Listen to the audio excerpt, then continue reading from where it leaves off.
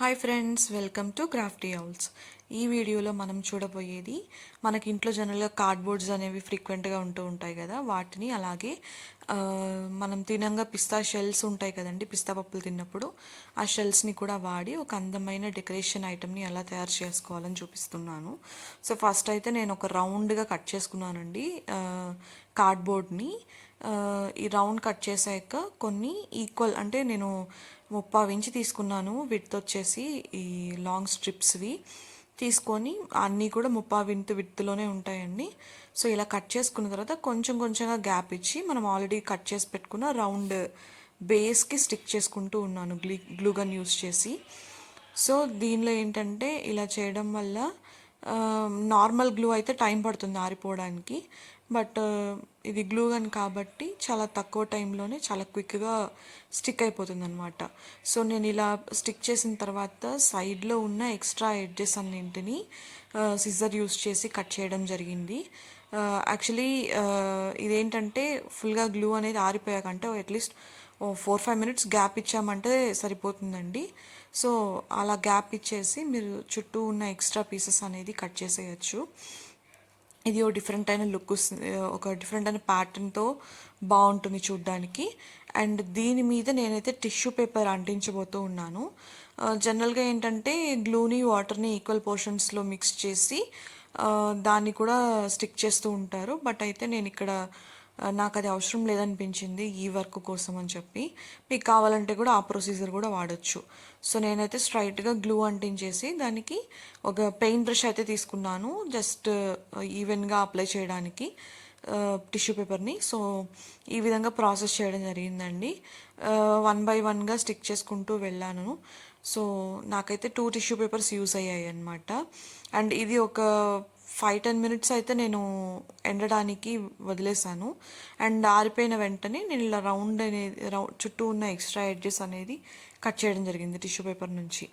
And ఇలా cut చేశాక నేనైతే బ్లాక్ ఆక్రిలిక్ పెయింట్ని అప్లై చేశానండి ఆల్ ఓవర్ ద మౌల్డ్, అంటే మౌల్డ్ కాదు, ఈ బేస్కి, అంటే ఈ కార్డ్బోర్డ్ బేస్కి ఫుల్గా బ్లాక్ కలర్ అనేది కోటింగ్ ఇవ్వడం జరిగింది. అండ్ దీనికి ఆబ్వియస్గా మనం ఎట్లయితే మధ్య మధ్యలో గ్యాప్స్ వదిలామో, సో ఎడ్జెస్ వచ్చేసి కొంచెం అనీవెన్గా కవర్ అవుతూ ఉంటుంది పెయింట్. సో అది చూసుకొని చాలా జాగ్రత్తగా మనం అనేది పెయింట్ అన్ని కార్నర్స్లో కవర్ అయ్యేలాగా అప్లై చేసుకోవాలి. దీనివల్ల ఏమంటే ఫైనల్ అవుట్పుట్లో అతుకులు అలా లేకుండా ఉంటుందన్నమాట. చాలా నీట్గా ఫినిషింగ్ అనేది మనకు వస్తూ ఉంటుంది. దీన్ని మనం యాక్చువల్లీ నేనైతే ఇంటికి వెల్కమ్ థీమ్ వచ్చేలాగా, అంటే వెల్కమ్ బోర్డ్ లాగా ప్రిపేర్ చేస్తూ ఉన్నాను. మీరు కావాలంటే వేరే ఎలాంటి కొటేషన్స్ అయినా రాసుకోవచ్చు. మోటివేషన్ స్పీచెస్ కొటేషన్స్ ఉంటాయి కదా, అలాంటివి కూడా యూస్ చేసుకోవచ్చు అనమాట. సో నేనైతే బ్లాక్ కోటింగ్ వేసాక ఆల్మోస్ట్ 15 మినిట్స్ దాన్ని పక్కన పెట్టేశానండి, ఎందుకంటే పెయింట్ అనేది ఆరాలి కదా. సో పెయింట్ ఆరాక నేనైతే పిస్తా షెల్స్ని తీసుకొని నాకు కావాల్సిన ప్యాటర్న్, అంటే నేనైతే ఫ్లవర్స్, అంటే బేసిక్గా ఒక 5 petal ఫ్లవర్ అనేది ప్రిఫర్ చేస్తూ ఉన్నాను. సో 5 petal ఫ్లవర్స్ అలాగే దాని పక్కన చిన్న చిన్న లీవ్స్ వచ్చే ప్యాటర్న్లో ఇలా 1 by 1 స్టిక్ చేస్తూ ఉన్నాను అనమాట. అండ్ ఇక్కడ మనం గమనించాల్సింది ఏంటంటే మనము ప్యాచెస్ లాగా స్టిక్ చేసాం కదా, మధ్యలో గ్యాప్స్ వచ్చాయి. ఆ గ్యాప్స్ని కూడా కొంచెం కన్సిడర్ చేసుకొని గ్లూ అనేది అప్లై చేసుకోవాలి. ఎందుకంటే ఆ గ్యాప్స్ ఉన్న చోట మనం గ్లూ అప్లై చేసినా కానీ నిలబడదు కాబట్టి, ఎక్కడైతే మనకి పిస్తా షెల్కి కార్డ్బోర్డ్ స్టిక్ అవుతుందో ఆ ఏరియాలో మనం గ్లూ అనేది పెట్టి ఫిక్స్ చేసుకోవాల్సి ఉంటుంది. సో ఈ విధంగా నేనైతే ఆల్మోస్ట్ 6-7 ఫ్లవర్స్ అనేది ప్యాటర్న్ డిజైన్ చేయడం జరిగింది. ఇలా చేయడం వల్ల ఏంటంటే నేనైతే more than half of the board, అంటే ఇంచుమించుగా బోర్డులో సగానికి పైగా కవర్ చేసేసాను అనమాట ఈ డిజైన్తోనే. అప్పుడే చాలా ఎలిగెంట్ లుక్ వస్తుంది అని చెప్పి. సో చూసారు కదా.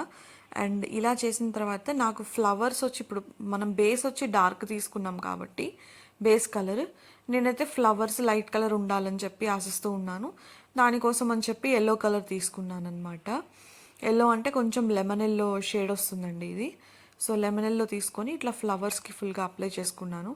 అండ్ ఇక్కడ వచ్చి మనం కేర్ఫుల్గా ఉండాల్సింది ఏంటంటే మనం ఇట్లా పిస్తా షెల్స్కి కలర్ వేసేటప్పుడు కింద బేస్ బ్లాక్ కలర్ బోర్డుకి కూడా కలర్ ఉంటుంది. సో కేర్ఫుల్గా చూసుకొని మనం అప్లై చేసుకుంటే మంచిది.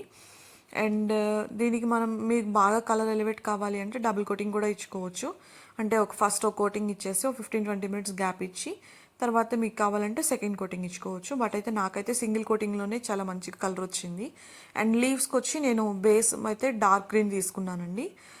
ఇప్పుడు మనం బేసికల్గా బ్లాక్ని బ్యాక్గ్రౌండ్లో తీసుకున్నాం కాబట్టి ఈ డార్క్ గ్రీన్ ఇచ్చినప్పుడు హైలైట్ అవ్వదు. సో దానికోసం అని చెప్పి దాని మీద లైట్ గ్రీన్ ఇచ్చి షేడింగ్ ఇస్తూ ఉన్నాను. సో దానికోసం అని చెప్పి లైట్ గ్రీన్ని ఫస్ట్ అప్లై చేసి దాన్ని లైట్గా బ్రషింగ్ ఇస్తూ ఉన్నాను అనమాట. ఫుల్గా మిక్స్ చేయట్లేదు. సో జస్ట్ బ్రషింగ్ ఇచ్చేసి హైలైట్ చేస్తూ ఉన్నాను. దీనివల్ల ఏంటంటే మనకి అటు డార్క్ గ్రీన్ కాకుండా ఇటు లైట్ గ్రీన్ కాకుండా అదొక డిఫరెంట్ అయిన లుక్ అనేది మనకు వస్తుంది. కలర్ బాగా లీవ్స్ అనేవి ఎలివేట్ అవుతాయి అన్నమాట. సో ఇది రెడీ అయ్యాక నేను దీన్ని పక్కన పెట్టేస్తానండి ఆరటానికి. అండ్ నా దగ్గర వచ్చి జనరల్గా హైలైటర్స్ ఉన్నాయి. హైలైటర్స్ అంటే ఎలా చెప్పడం, అవుట్లైనర్స్ అనమాట. సో నేను అవుట్లైనర్స్ని తీసుకొని దీనికి స్క్రిప్ట్ రాస్తూ ఉన్నాను. అండ్ మీకు ముందుగానే చెప్పినట్లుగా ఈ ఫ్లవర్స్ అనేది లైట్ కలర్ తీసుకున్నాను కదా. సో ప్లెయిన్ లైట్ తీసుకున్నప్పుడు ఏంటంటే నాకు కొంచెం ఏమో బోరింగ్, ఏదో మిస్సింగ్ అనిపించింది. సో ఆరెంజ్ కలర్ని తీసుకొని లైట్గా అంటే ఫ్లవర్ మిడిల్లో లైట్గా ఏదన్నా ప్యాటర్న్ వచ్చేలాగా కొంచెంగా షేడింగ్ ఇస్తూ ఉన్నాను అనమాట. దీనివల్ల చూసారు కదా మీరే, ప్రీవియస్గా చూసిన దీనికి ఈ ఫ్లవర్కి చాలా డిఫరెన్స్ ఉంది. సో ఆ డిఫరెన్స్ కోసమని నేను ఇలా చేయడం జరిగింది. అండ్ నేను చెప్పినట్లుగా అవుట్లైనర్స్ అనేది తీసుకొని నేను యాక్చువల్గా నేను కావాల్సిన స్క్రిప్ట్ అనేది దీనిలో రాస్తూ ఉన్నాను. నేనైతే మెయిన్గా sweet home and heartly welcome అని చెప్పేసి రాస్తూ ఉన్నాను అనమాట. ఇక్కడ నేను కలర్స్ ఎట్లయితే ఫ్లవర్ కలర్స్ తీసుకున్నాను అలాగే లెమన్ ఎల్లో ఇంకా ఆరెంజ్ కలర్ అనేది పిక్ చేసుకున్నాను అనమాట ఇక్కడ. అండ్ చిన్న ఒక హౌస్ బొమ్మని కూడా నేను డ్రా చేస్తూ ఉన్నాను.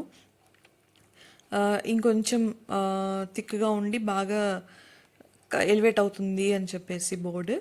సో నేను ఆరెంజ్ కలర్ని యూస్ చేసి, నేను చెప్పాను కదా ముందుగానే హార్టీ వెల్కమ్ అనేది కూడా నా స్క్రిప్ట్లో ఉంది అని చెప్పి, సో దానికి కూడా రాశాను. అండ్ మరీ కొంచెం బోరింగ్గా లేకుండా చిన్న చిన్న హార్ట్ సింబల్స్ అనేది అక్కడక్కడ వేయడం జరిగింది. దీనివల్ల ఏంటంటే ఫైనల్ అవుట్పుట్లో కొంచెం డిఫరెంట్ అయిన లుక్ వచ్చిందనమాట. మీరే అబ్జర్వ్ చేయొచ్చు అది లేకుండా ఎలా ఉంటుంది, ఉంటే ఎలా ఉంటుంది అని చెప్పేసి. ఆ డిఫరెన్స్ అయితే నాకు ఇక్కడ వచ్చింది. సో చూసారు కదా ఫ్రెండ్స్, ఇలాంటి మరిన్ని వీడియోస్, అంటే ఇలాంటి మరిన్ని interesting videos, reuse DIY videos కోసం అని చెప్పి మన ఛానల్ని సబ్స్క్రైబ్ చేసుకోండి. Thank you so much for watching. Please ఈ ఛానల్ని క్లిక్ చేయడం కోసం అని చెప్పి లైక్ చేయండి, షేర్ చేయండి.